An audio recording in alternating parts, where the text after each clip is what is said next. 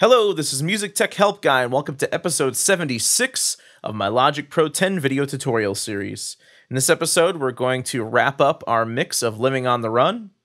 As always, I'll post a link to this song in the video description below, and if you want to practice your mixing technique, you can purchase it there. Off screen, I did a few last-minute things to the mix that I just wanted to go over with you before we bounce this out. And I also want to talk about proper leveling practices and metering practices for the mix. And then we'll do a final bounce, and I will let you listen to the mixed but unmastered version of the song in its entirety.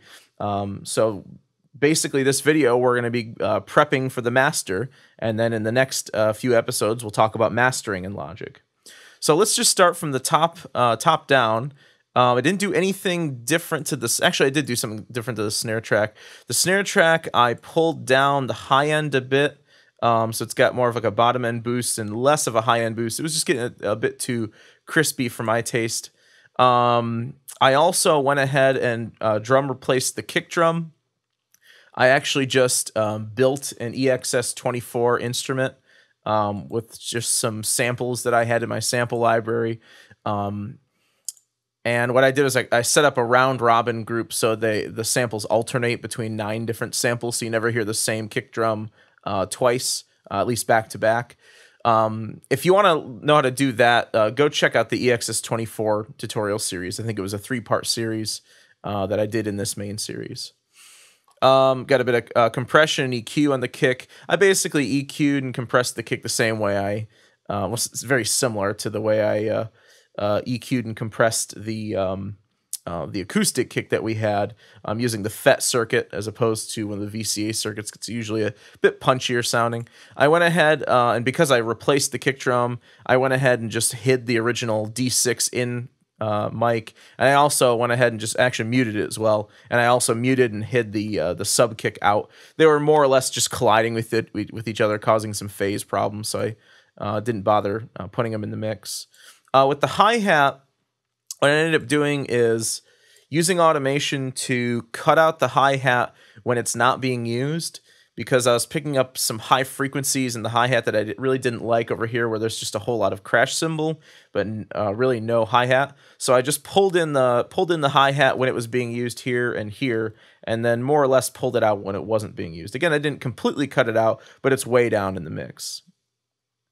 With the cymbals, I didn't really do much other than my overhead 2. I was going to originally cut that track completely out, but I decided to leave it in because it was adding a nice little high-end shimmer. So what I did was I pulled down how much high-end boost I was actually adding on that track, and I scooped out the low end a bit more. So overhead 2, I don't know if I explained this, but overhead 2 is a sort of an XY pair of AKG 451s, whereas overhead 1 is a spaced pair of Mojave MA200s. So I like the sound of the MA200s more so than the 451s, but there is a bit of like a high-end shimmer what we're getting from overhead 2, so I left it in there, but really low in the mix. With the room mics, I actually pulled the room mics up a bit more just to bring out more of the room. It also helped to blend more of the replacer tracks in there. The kick and the snare fit better in the mix now that we're hearing the combined sound of the sample plus sort of the kick and snare in the room.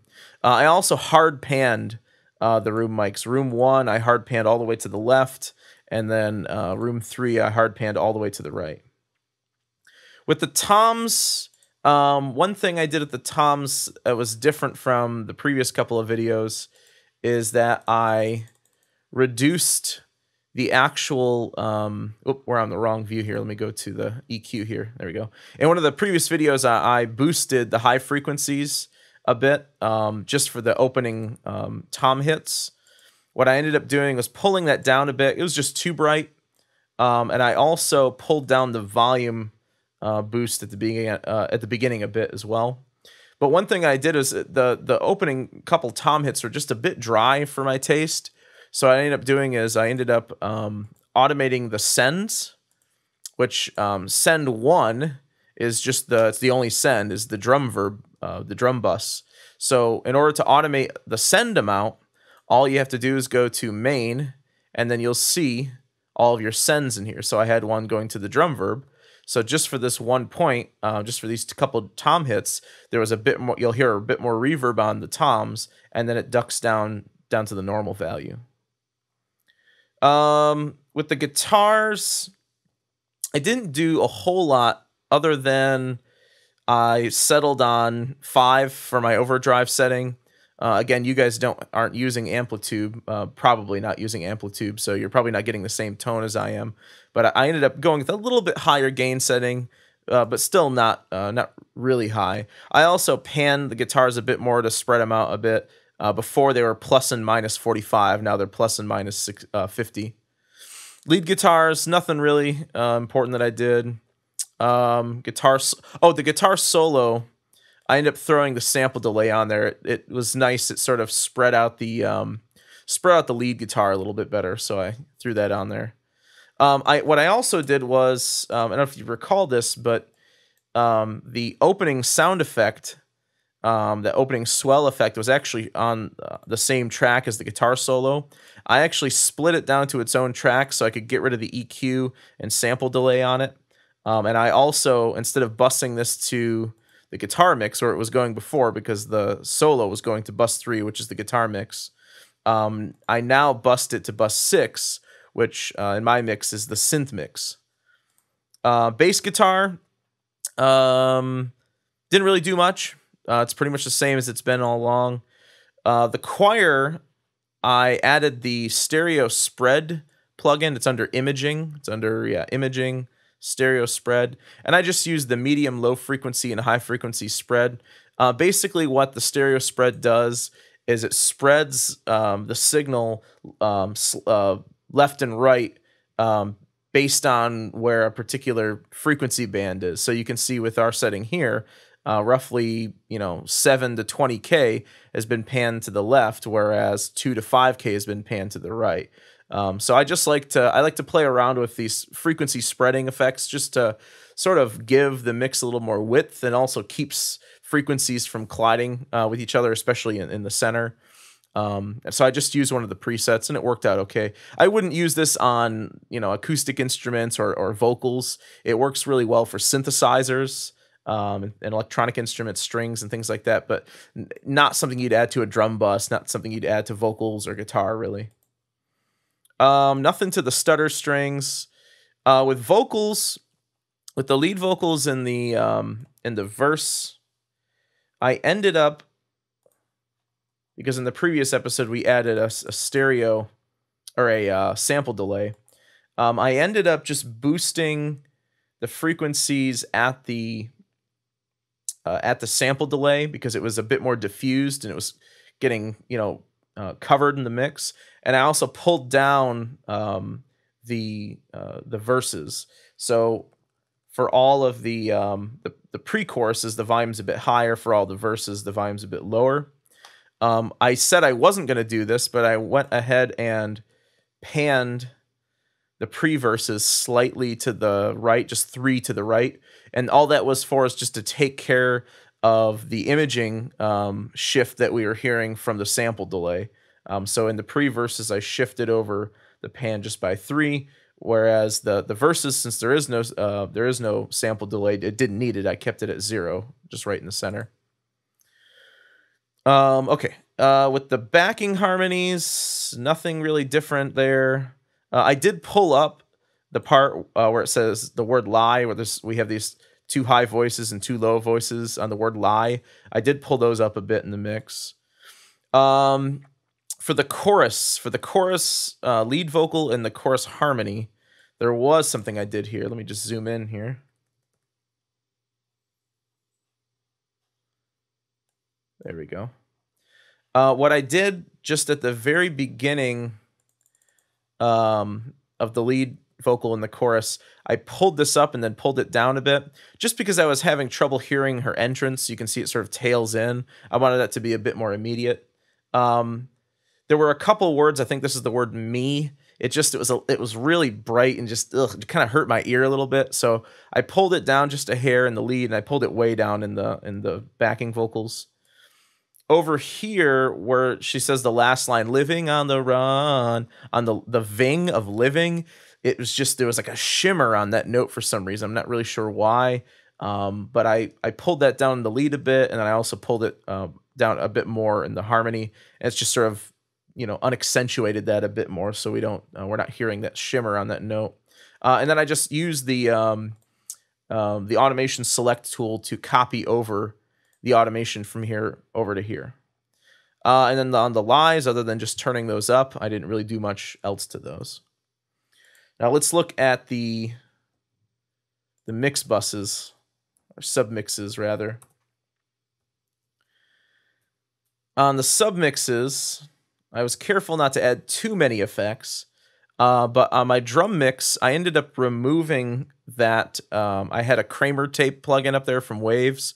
I decided to remove it because I want to use as few third-party effects for this series, for this mixing series as possible, just because most people who buy Logic straight out of the box, and that's all they're working with, don't really have a lot of other third-party plugins. So I want to keep this universal so anyone following along with this mixing series can keep up without having to buy any third-party plugins. So I just, I did some balancing in the drums, and I like the way it sounds now. I kept the same EQ that was on there, but no compression. On the guitar mix, I added a compressor. I'm using the Studio VCA. These are my settings. Just sort of a real hard compression just to fatten up the tone a bit. I also use the hard output distortion mode, and it's really helped to fatten up the guitar quite a bit. And the EQ, I'm not really sure, I can't remember exactly what I did with it. I think I moved this boost from like 2K down to 1K. It's just fattening up the guitars a bit more. Lead guitar, I threw the same compressor as on the rhythm guitar on there. Bass mix, didn't really do anything. Synth mix, Vox mix, other than just, you know, adjusting levels, I haven't really done much to it. So, yeah, that's pretty much all I did to it. The only other thing I'm going to throw on here just to spot check something is the multimeter plugin. It's under metering. We're going to be using a lot of these metering tools in mastering in the next couple of videos, but for now, all I'm really looking for is to make sure I've got a nice sort of downward arc in my frequencies. There really isn't a standard, you know, frequency shape you should be looking for. Some people like to mix to pink noise. They take a pink noise curve and they try to follow it as best as possible. I don't really do that. I just sort of, you know, mix it based on what sounds good. But I also, you know, I trust the meters, but I trust my ears more than I trust the meters. The correlation meter down here is just showing us phase issues. Basically with a, you know, it's kind of like a phase scope or a phase meter. What the correlation meter does is when this little white line is over further to the right, it's, you know, things are more in phase. And when it's to the left, they're falling way out of phase. So generally you want to make sure that basically at +1, things are perfectly in phase. So we're never going to have that. We have lots of stereo imaging effects, our sample delay, our stereo delay, all these things that can cause phase in addition to the recording.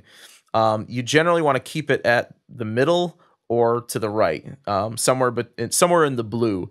Generally, the middle is sort of considered the minimum standard of phase that you can possibly deal with without causing noticeable phase issues. So I believe the way we've recorded this and the way we've mixed this, we should be, you know, the correlation meter should be hanging out in here somewhere. And you can try this out on individual tracks too, and you'll find that some tracks have less phase, some tracks have more phase. Like my guitars have a lot of phase because they're the same, basically the same thing, panned left and right. The vocals are actually causing a lot of phase too because of that, because we use 2 mics to record her, and we're also using that that sample delay plugin. So this is just going to show us basically the overall phase between the left and the right channel. So let me just play a bit just to spot check. Let me just start it up in here somewhere.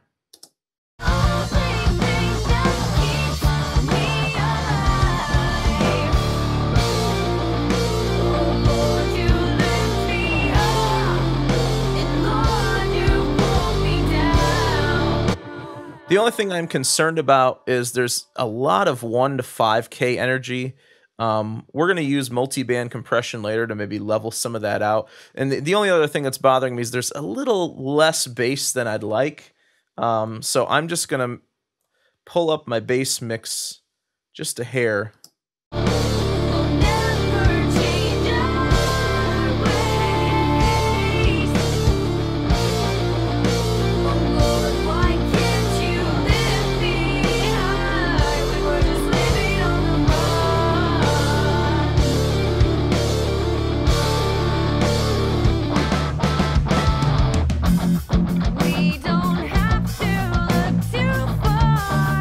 Okay. That sounds good to me. It looks good to me. Again, we're going to add some additional compression to this later and limiting to this later for volume. The last thing I want to leave you with before I actually just play you the whole song is we want to make sure that our main output, the main output is sitting right around -3 or less. Usually I say shoot for -3 to -6, somewhere in between there. If you get a few peaks that sort of go slightly above 3, it's not really that big of a deal. We just don't want any clipping here, and we want to leave ourselves at least 3 dB of headroom for mastering. Because my general rule about mixing is it's not volume you're looking for when you mix, even with a hard rock song like this. You want to sort of mix more quietly and then let the mastering engineer, or when you master it, that's where you can get your volume out of it. Also, by preserving the vast majority of our transients here, by not hard limiting anything, we're going to allow ourselves more headroom to better preserve those transients when we go to master this. I'm sure you've all heard of the loudness war and how, music today gets crushed and crushed and crushed on so many levels and limited over and over again. So notice that I haven't really even talked about using a limiter almost at all throughout the mixing process. We haven't really even used a limiting plugin at all. I mean, we've used the limiter a few times within the compressor plugin, but we're rarely even engaging the limiter. So it's, limiting is something I sort of stick to just when mastering, not when I'm mixing, unless I have to. So let me just try another metering plugin on here that sometimes I think does a better job of metering than the actual meter itself, and that is the level meter. And the level meter, we'll talk about the difference between peak and RMS later, but for now I'm going to put this on peak, and I'm looking for roughly 3 decibels or more of headroom. So let me just make this a bit bigger, and let's play this. To see the blinding light, the ruined life behind us is no more. Play for life and play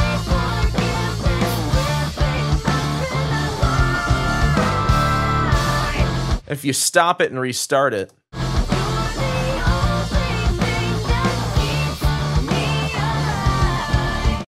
it resets these values for the left and right channel here. So our peak value is roughly about -3. It jumps above -3 a few times, but not too many times. I might consider bumping. Yeah, let's go ahead and do that. Let's just bump all of our buses down just a hair, just to get a little bit more headroom for mastering. All right, so I think we're about ready to bounce this thing out. What I'm going to do to bounce is I'm going to bounce the entire thing. You can set the cycle range for the range you want, but I'm just going to bounce the entire thing, just because I want a little bit of extra room to trim this up later when we're mastering. So, all right. So to bounce, we just go File, Bounce, and then you say Project or Section, or you can just remember the key command, Command B. I think most people know how to bounce by now. One thing you want to make sure you do, though, is you want to make sure you bounce this in the same format that it was recorded. Now, I don't mean AIFF or WAV. I mean, you could use either of those and you'd be fine. What I'm saying is that if the song was recorded at 24-bit, make sure you bounce it at 24-bit. And if it was recorded at a sample rate of 48,000, bounce it at 48,000. Sometimes Logic will remember old selections, from before. So This song was recorded at 24-bit 48,000, so you want to make sure that that is set that way. File type, we want interleaved. Interleaved is basically a single audio file with a left and a right channel. Split is going to split it into two separate files. I don't want that. And dithering, we want none right now. Dithering basically is only used when you're converting from one bit depth to another bit depth. So we're not doing that yet. We will use dithering though when we master though, because we're going to have to convert down to 16-bit 44.1 for CD format or for iTunes. So we're not going to use any dithering now. I'm just going to use PCM format. I'm going to make sure that my bounce mode is offline. I used to believe that real time was a bit more accurate, but it really isn't. If anything, offline is more accurate, because if you have a session that your computer is having trouble running because there's a lot of plugins, if you choose a real-time bounce, your computer may crash when you try to bounce. With offline, you're not going to be taxing your processor as much, and most of the time it'll actually bounce a little bit faster too, which is kind of nice. For normalize, we can either set this to off or overload protection. You do not want to set it to on, because on is going to automatically normalize the file up to 0 dB. We don't want that, because we're going to do that when we master this thing. So I'm going to put it on overload protection, which basically just protects against overloads if you have them. We don't have any, so it's not really going to matter. And I'll tell you what, I'm going to go ahead and just put this on off, because yeah, just because. And that should be pretty much it. Yeah, let's go ahead and hit bounce, and we'll bounce this thing out. I'll save it in the bounces folder. I'll just call this LOTR pre-master, and let it bounce. So once again, I hope you guys have enjoyed this mixing series. Like I said before, the next few videos are going to be on mastering in Logic. I'm going to master this exact same song. So if you purchased this mix and you've mixed through the whole thing, you can practice your mastering techniques, your mastering technique with it as well. A few things just to wrap up with about mixing. A lot of people mix differently. You know, there's no real hard or fast rules about mixing. There's just a few general guidelines to follow. Things like creating submixes, submasters, putting reverb on aux tracks, bussing, you know, having proper bus structure, EQ before compression, attack and release times, things like that. Those are things that are sort of general guidelines, but you may have chose to, you know, add more effects than me. You may have chose to use less effects than me. It comes down to what you, the engineer, want, but it also comes down to what your client wants. You know, in a lot of cases, the client wants a certain guitar tone that maybe you don't like, but they really like, and you just have to go with it. You know, I mean, you can sort of try to convince them that this is better acoustically because it's not going to fizzle so much, blah, blah, blah, blah, blah. You can try to sort of argue that with them, and a lot of times they will listen. You know, they do respect your judgment, because let's face it, even professional musicians sometimes don't have as developed ears as, say, an audio engineer that's done hundreds and hundreds of recordings. So I'm not saying that my way of mixing is the way of mixing. I'm not saying it's the definitive guide to mixing. It's far from it, you know, considering that we only used Logic plugins for the most part in this session. I think we've done a pretty damn good job. There are a lot of other plugins that I like to use for mixing and mastering that are third party. I actually use a lot of outboard gear, a lot of hardware when I mix and master as well. So things like that weren't covered in this series, but you know, one video in particular that I was going to put in the mixing series was how to use an outboard compressor for our vocals, how to use a hardware compressor in Logic. You can totally do that. It's just, it was one of those things that I'm going to save for an addendum video. I'm not going to use for this main series because, again, I wanted this series to be more for people who are just mixing inside the box in Logic with Logic's plugins, you know, with very few third-party plugins and very little hardware, or no hardware basically, other than your audio interface. All right, so I hope you enjoyed the video. Thanks for watching, and then I'll leave you with basically our complete finished mix, but pre-master of our song "Living on the Run."